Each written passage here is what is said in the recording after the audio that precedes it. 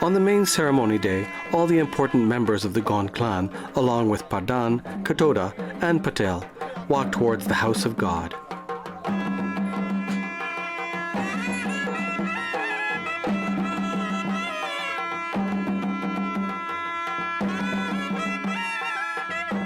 Adorned with new white clothes and pagdis, they carry the main basket and march towards the temple.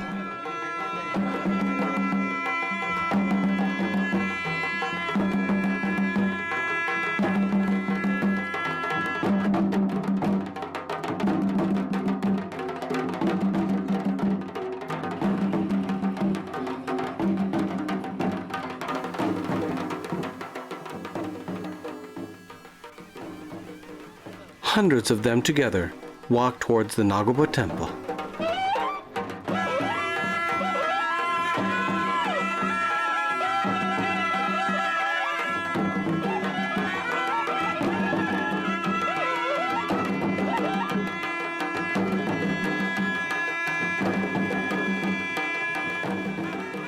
Katoda and Pradhan bring the jari and tie it to the sacred tree behind the temple.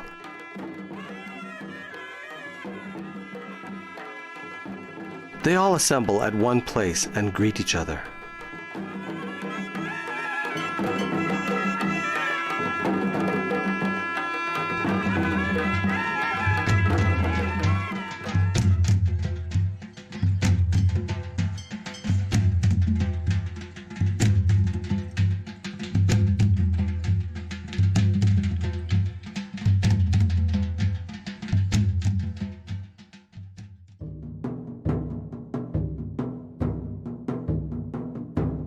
The pots brought from Sirikonda are now offered to Nagoba with great reverence.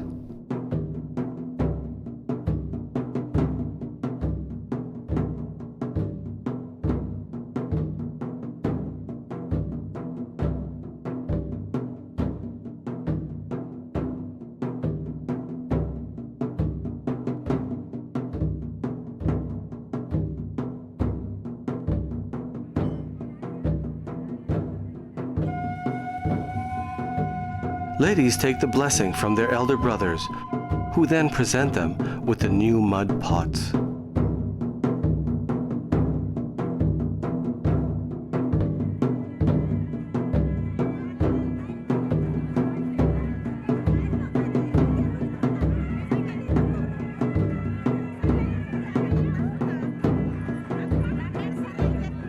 They carry the empty mud pots on their heads and walk towards the well called Koneru, which is just next to the banyan tree.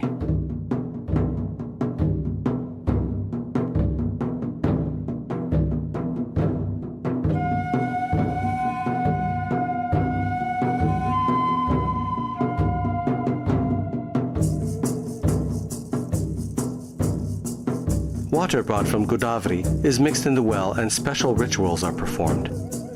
They then fill the water in the new pots and march back to the temple.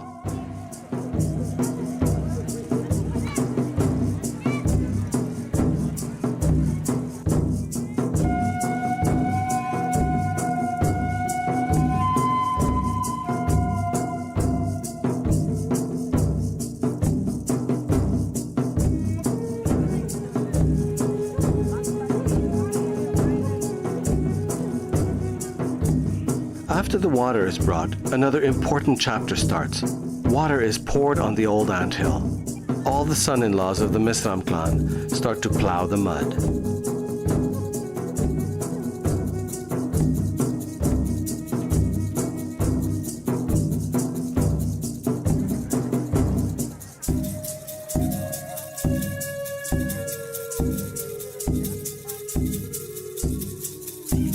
They mix the water from the new pot, and with much sacredness, they make small round balls from the mud, which are called bola watwal.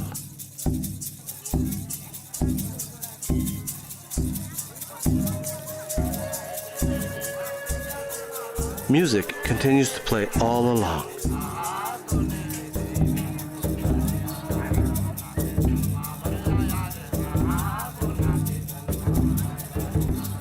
and the round mud balls are passed from one lady to another until it reaches a group of elderly married ladies.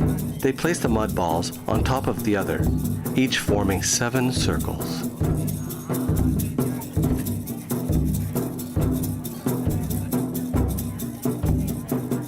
On the other end, 2 snake hills are made by the ladies. They build it with a lot of sacredness and believe that when it rains, and if nothing happens to the snake hill, then that year is going to be very successful and they will yield a very good crop. For Gond ladies, this snake hill is believed to be the way to attain moksha. It's almost serving Nagoba himself, who in return will bless them with whatever they wish for.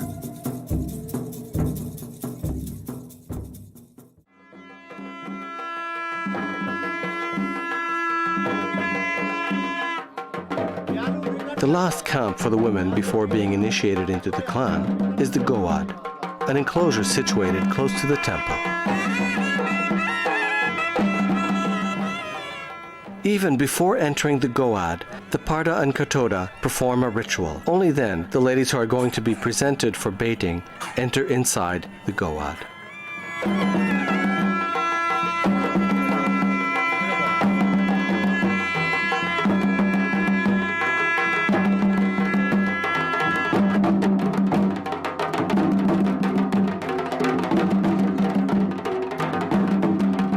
Here they prepare the sacred food offerings on only 22 makeshift ovens to offer to the serpent god. The 22 ovens correspond to the 22 sects of the Mesram clan.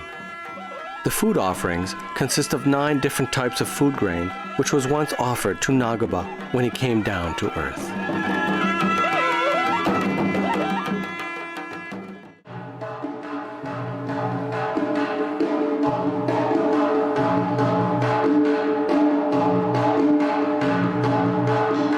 On the main ritual day, Mesaram clan members start to purify the temple with water drawn from Godavari, when Nagoba himself is believed to have quenched his thirst after partaking in the special food offering. Only men are allowed at this time, especially inside the main temple room, where the Nagoba statue is placed. 7 main members from the Mesram clan go and perform pouring of the sacred water to Nagoba. Grand celebrations with lights and music, and lots of incense is offered. A very important custom, which has been carried forward from centuries, is practiced by these members till date. That is, offering milk to Nagoba. Sacred roots are mixed in this milk and poured into a copper jari. It's covered by a white handkerchief.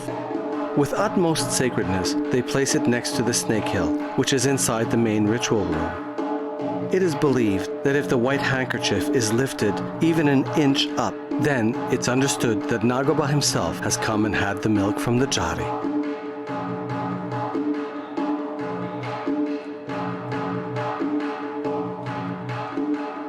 Once the ceremony is over, the district collector and all the important guests participate in the puja.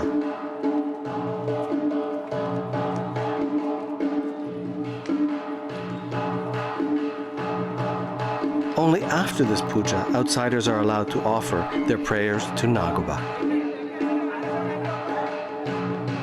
Once the rituals are offered to Nagoba, the whole place turns very sacred, filled with his devotees all over.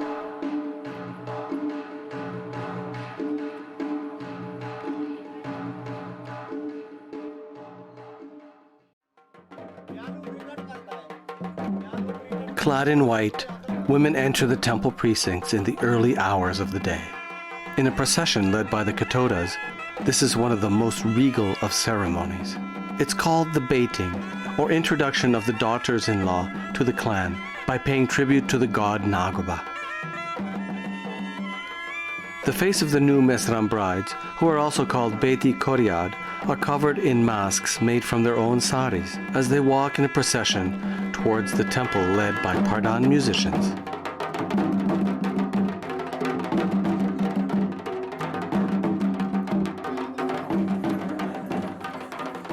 The women get to remove the mask only when faced with the deity of Nagoba, so as to ensure that the first thing they see at the beginning of Amavasya, or the new moon, is the god Nagoba, which is considered to be highly auspicious.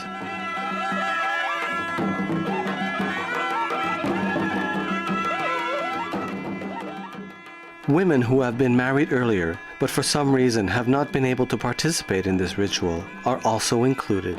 Their mother-in-law is the one who introduces them to the elders of the Mesram clan, and they touch the feet of the priests and return to the goad.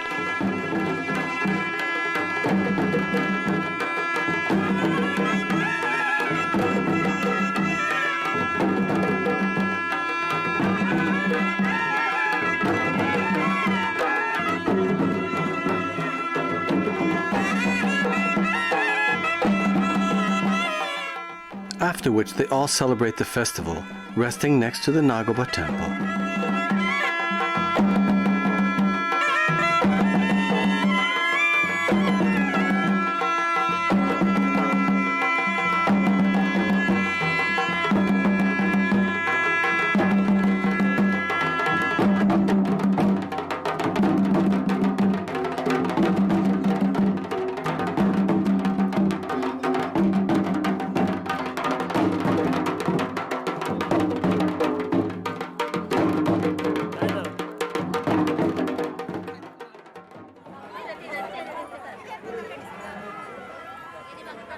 The new daughters-in-law prepare Nagoba's favorite food offering.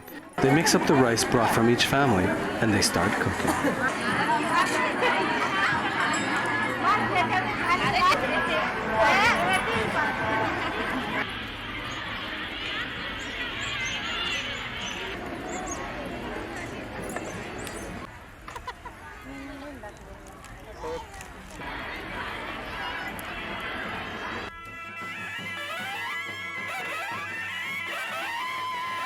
Brave men who fought for Adivasis are called Baniki gods.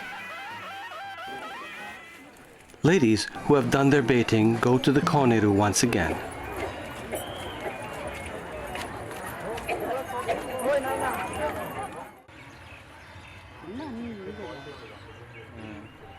They fill water and bring it back, mix it up with mud, and 7 mud balls are prepared, like the ones made in the Nagoba temple. The procedure is repeated here again, and the offering is made in the memory of the brave men.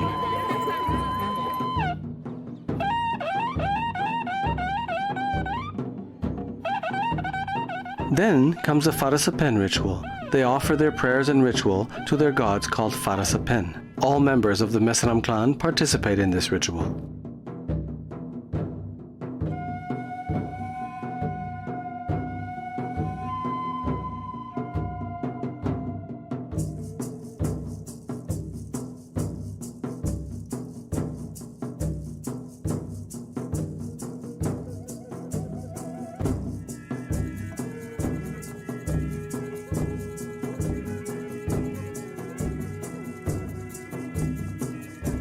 It was the legendary anthropologist Christopher Heimendorf who had recognized the importance of the Nagoba Jatara and tried to make it an event addressing the grievances of the Gond and other Adivasi tribes of Adilabad. He started the Dabar at the Jatra for the Adivasis to air their grievances in 1941.